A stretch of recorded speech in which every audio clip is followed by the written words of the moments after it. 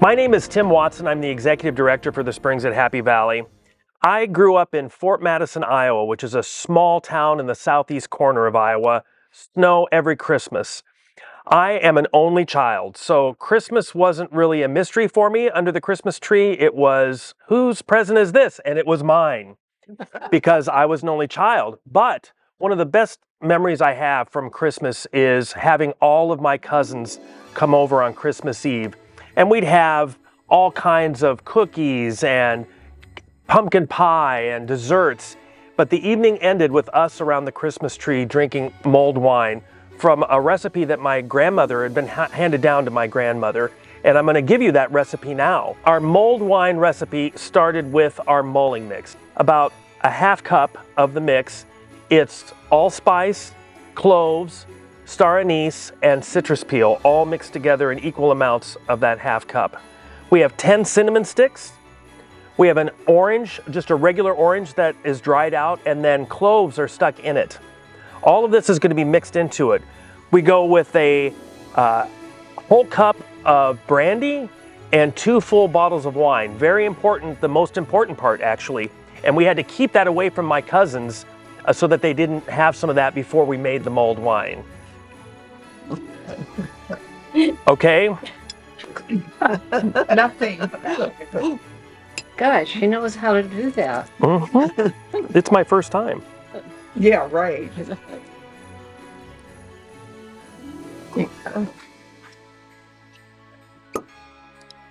There we go. Yeah, what kind of wine is it? It's wine available here at the Springs at Happy Valley, Evolution. Big time red. Oh, okay.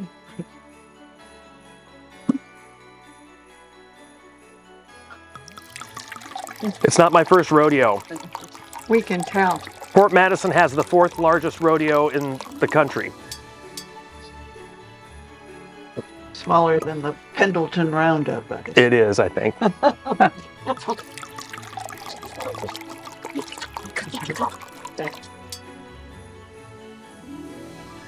And we're going to do a full cup of brandy.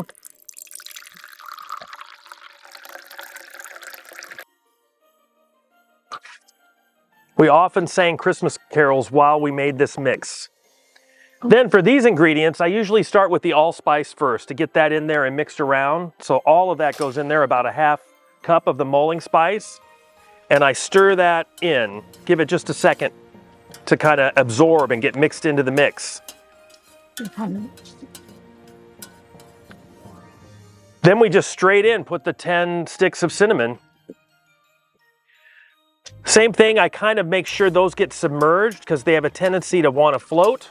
So I mix that all around to make sure that that starts soaking in right away.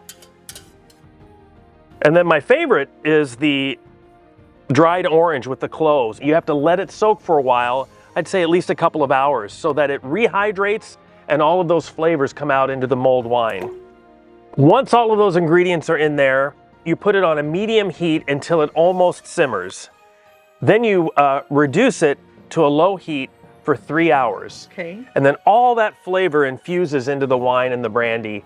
And then it's just delicious. And it helps with people who are shy.